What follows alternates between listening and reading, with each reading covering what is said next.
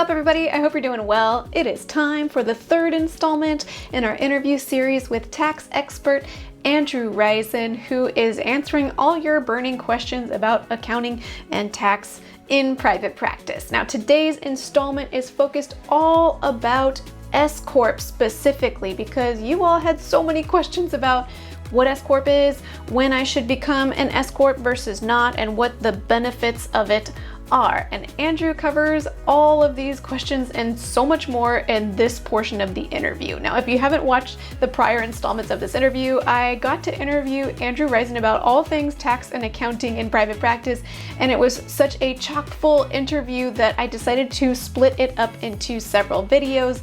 But if you are someone who wants to get all of that information all at once, I've linked below to the full interview, minimally edited, so that you can get a whole bunch of accounting and tax related expertise all at once. So you can check that out here. But if you would like to learn all about S Corps, then stay tuned for the rest of this video. I get to pick the brain of Andrew Riesen, who is the co-founder and CEO of Herd Bookkeeping and Tax, which specializes in doing bookkeeping and taxes for therapists. So it's really wonderful to have his expertise here. And without further ado, let's hop straight into the interview. So maybe we can hop into it, because I know there's lots of questions about this and I don't know these answers. So we need your help.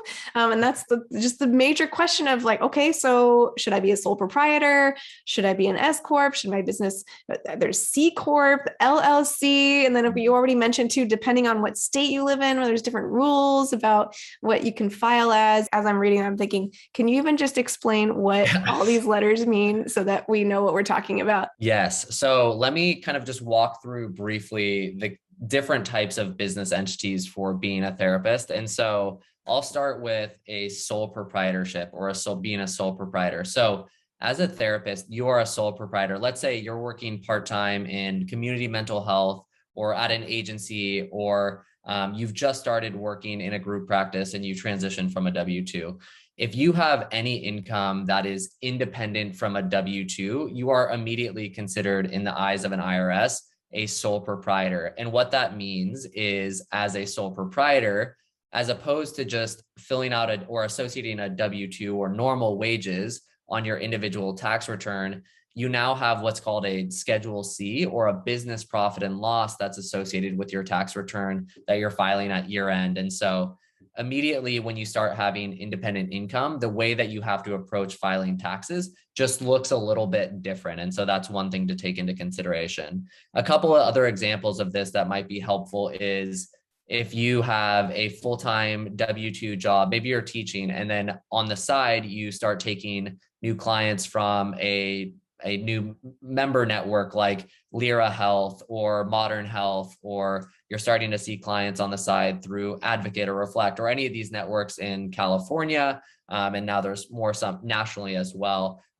You will receive what is called a 1099 from all of these networks. And what that means is that you are set up as an independent contractor, and independent contractors are treated as a sole proprietor unless they form a separate business entity. Got it. So if I just put a sign outside and say, Marie is accepting new clients, I'm a therapist, and they start paying me for the services, I am a sole proprietor if I've done nothing else. One thing I would recommend, though, when you do become a sole proprietor, is registering your business in the local county or city that you are in, just to let them know that you are operating as a business owner in that specific area.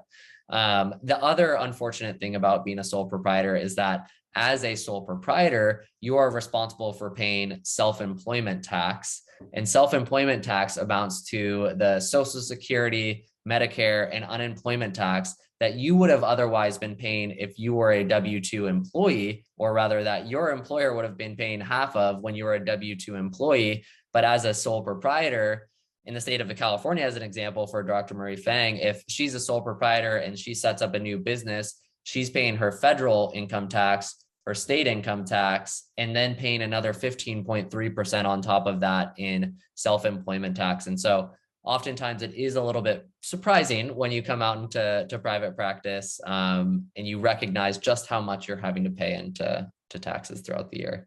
is there anything that's worth noting about kind of what types of entities are maybe more common amongst therapists, just so that folks can know kind of the differences between each of these? Absolutely. So assuming that you make the determination to form a new business entity, depending on the state that you're in, you will likely form, and for therapists specifically, you'll likely form an LLC, a PLLC, or a professional corporation. And again, I would, if you're looking to DIY this and tackle this yourself, talk to folks that are in your listservs, your networks, and your communities to get a sense and an understanding of how they've approached this, or if they've worked with lawyers specifically. But in the case of setting up a new formalized business entity, I'd always recommend setting up at least an initial consultation with a professional just to get a good understanding there. But people form a new business entity because, one, it enables you to separate your business and your personal self, which is an awesome thing as a small business owner. It enables you to separate your personal finances from your business finances and open up separate bank accounts. And with things like LLCs and PLLCs and professional corporations, it also enables you to have a separate layer of protection as well over the assets that are associated with your business versus your personal finances. Again, I would recommend talking to a lawyer about this specifically because there are some nuances as it relates to licensed professionals, which is why you get malpractice insurance or professional liability insurance for your practice. But a big thing that happens when you set up a separate business entity is that you're then able to make the determination to be taxed as an S Corp if that is a decision that is appropriate for where you're at in your practice journey. And an S corporation, which is inevitably the sexiest topic in private practice accounting that therapists love to ask us about, and that we support many therapists with through the transition process. What an S corp does is it enables you to separate yourself as the owner of the business versus the employee of the business. So as a sole proprietor, remember those self-employment taxes that you're having to pay. When you set up an S corporation, you're able to pay yourself what is considered to be a reasonable salary, which is oftentimes about 50% of the total business profit that you are making in the case that you are a sole proprietor separately.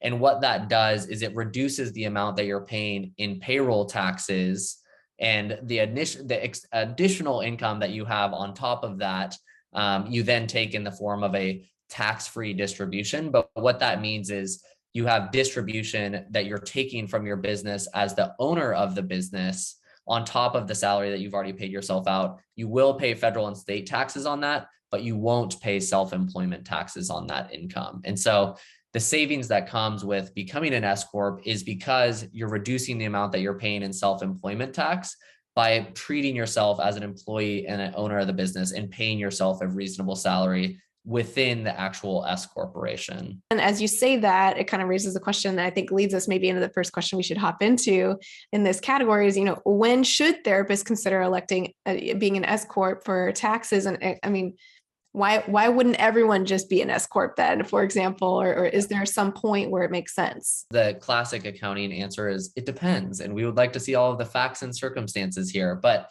broadly, I can say it really starts to make a lot of sense when you have about $80,000 of business profit. Of course, you need to think through all of the personal facts and circumstances that relate to who you are as a full tax individual. But as it relates to you as a private practice owner, typically that crossover point where the benefits of becoming an S Corp and setting up payroll and managing all of these additional tax filings outweigh the cons of remaining a sole proprietorship at about $80,000 in business profit. And that's typically where you're going to start seeing anywhere from $3,500 to $5,000 and upwards in tax savings, to where it then makes sense to explore.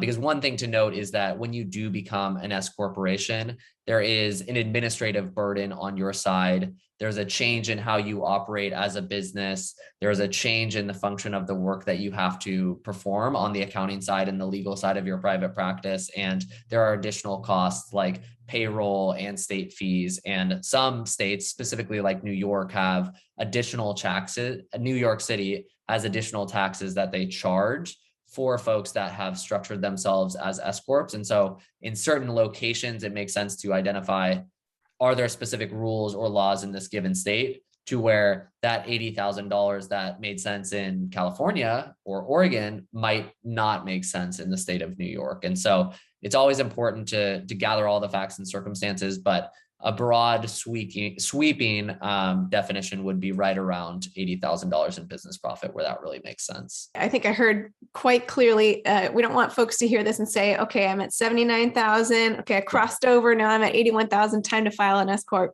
as an S Corp. But maybe if somebody is like just starting out and they're planning on seeing 2-3 clients a week, kind of on the side of their job, maybe that's probably not the person who should be like scurrying to get to file as an S Corp. And as always, like consult with an accounting professional, and because it can vary just depending on situation and state and all of these things. We do have a calculator that is often helpful in thinking through the high level assumptions around how much money you're making, what expenses look like for you, and what a reasonable salary might look like to help you get a sense of, with where you're at in private practice right now, does it make sense for you to consider making that transition? And that could be a high level starting point for you to think through, should I go have a conversation with an accountant or a lawyer to make this change? And so we will certainly leave that behind for all of the folks that have listened to this. That's really wonderful. So I've linked to that in the description box below if folks are curious, which I'm sure that's going to get clicked on a lot because everyone asks about this. So that's wonderful. So let's say I've clicked on your calculator, I've filled things out, and you're telling me it's probably a good idea to file as an S Corp. And maybe I've even checked in with my accountant. Yes, it's time. Now, what do we do? What do we do next? Yes, the many steps of becoming an S Corp. So there are 2 different pathways. So if you are already a formalized business entity, so if you have an LLC or a PLLC or a professional corporation or a C Corp, you can file what is called the Form 2553, which is the S election by a small business. So that is the form that you file with the IRS to let them know that is how you would like to be taxed. Because again, an S Corp is a type of tax entity. It is not a type of business entity. And so that is one pathway. If you already have those set up, there will be no need to change your EIN and go through those, arduous steps and processes. But if you are going from a sole proprietor to becoming an S Corp, in order to become an S Corp, you need to first form a new business entity. And so I can use California as an example for this. In the state of California, if you want to become an S Corp, you are a licensed provider. You will first need to form a professional corporation in the state of California. And then after you form that professional corporation, you would register with the IRS to get a new EIN for that new business that you have set up. And then after that, you would file a statement of information with the Secretary of State, which is simply a way of you telling the Secretary of State, hey, I'm operating, I'm in business, I'm set up, and I'm ready to rock. And then at that point, once you'd file that statement of information, you can go about filing the Form 2553 or setting up a new S corporation. And then because you are making all of these changes in your business and setting up a new business entity, this does mean you will need to do things like setting up payroll. You'll need to change your consent forms to include the new name of your business entity. And so we'll leave behind as well of some of those different items. And we have a great blog post that we can link out to as well that talks through each of these steps, but would recommend taking a second to get a good understanding of all of those steps before you just jump right in and make that transition. Perfect. That's so helpful that you've already outlined all the steps too, and that you're offering that as well. I feel like I'm just going to link to all the things in the description for this video. Holding patience as you're working through this process is incredibly important because each state has different registration timelines during different times of the year. It takes longer than other times of the year. And specifically for something like the S election or forming or filing the Form 2553 to become an S Corp, it often takes in the magnitude of months before you actually hear back from the IRS to know that you are going to be operating as an S Corp. Sounds like a process. So fun. Super fun, but yeah, clearly worth it in the end if it's applicable, just to be saving potentially like thousands of dollars a year. So it is worth kind of plugging away at it. And I'm so glad you answered some of the most burning questions about this. I think you kind of touched on this next question a little bit, but maybe we'll ask it head on. But somebody asked, are there pros and cons between an S Corp versus an LLC? And I think there's maybe more nuance to it than just that. I wonder if you can address that. Speaking from a tax lens specifically, so an LLC, they are treated as a disregarded entity, which is a very sad name for a business entity. But what that means is that you file as a sole proprietor. And so you have a Schedule C, like a sole proprietor, on your individual income tax return, your Form 1040 that you're going to be filing.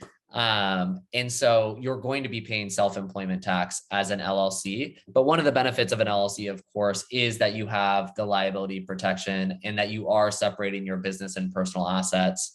From a tax perspective, the S corporation specifically is separating yourself as, again, the owner and the employee of the business. And so what that means from a tax perspective is that you'll have a Form 1120S, which is a separate tax return that you'll need to file. And so that's one of the costs to take into consideration, is that when you are filing a separate business tax return, it's often going to be, a magnitude of expense higher than just filing an individual tax return. And then with that information for your S corporation, you report back that business profit on your individual tax return on top of the W-2s or any other sorts of deductions or credits that you're taking advantage of on your individual tax return. And so a little bit different from a process perspective, and a number of other steps that you need to take into consideration if you're an S Corp. As I'm hearing you talk, clearly you know exactly what you're talking about. And as I hear it, I'm thinking, oh, there's so much information. And if, if I was trying to figure this out for myself, I might just feel like I just need a professional to tell me what to do. So, and of course it depends. So I think this is just kind of reconfirmation for me too, as you're sharing. I think, no matter where somebody is, especially if you're getting into the weeds of like LLC and S Corp, like it's a really good time to consult with a professional if you haven't yet, to get some of those questions answered for you rather than getting it. I think there's a lot of opportunity to get lost in the weeds. Yes, I highly recommend, especially when you get into the business of creating a new business entity and having different types of business tax returns, working directly with a professional. I think as a sole proprietor with a single 1099 and a few business expenses, it's easy to DIY a tax return, and you can get away with using something like TurboTax. But when you start operating in a new formal business structure where payroll is involved and a number of different nuances are involved, I typically recommend talking to a professional, whether it's Herd or your local professional. Whew. Wow, that was like a fire hose of information, and if you're at all like me, it might have felt like that was a lot of information to keep track of. So what I've done is I've linked below to all of the things that Andrew referenced in our interview so that you can follow up and do the steps yourself if you need to kind of take it one step at a time. Thank you so much, Andrew, for offering all of your expertise in this interview, and stay tuned because there are more interviews in this series to come, so I'm looking forward to those as well. If you are looking for help with your accounting and tax related needs in private practice, you might be interested in checking out Herd because they do specialize in working with therapists. So I've linked to Herd's website below as well. And before we close, I'd like to thank TherapyNotes.com for sponsoring this video. TherapyNotes helps with all of your practice management related needs, from scheduling to notes to billing. They have a HIPAA secure telehealth platform and so much more. If you'd like to check out TherapyNotes, you can get 2 months to try it for free with no commitment just by clicking the link in the description of this video. Well, I hope you found this video helpful, whatever state of private practice you might be in and whatever sort of tax or business entity you might be as well. And until next time, from one therapist to another, I wish you well.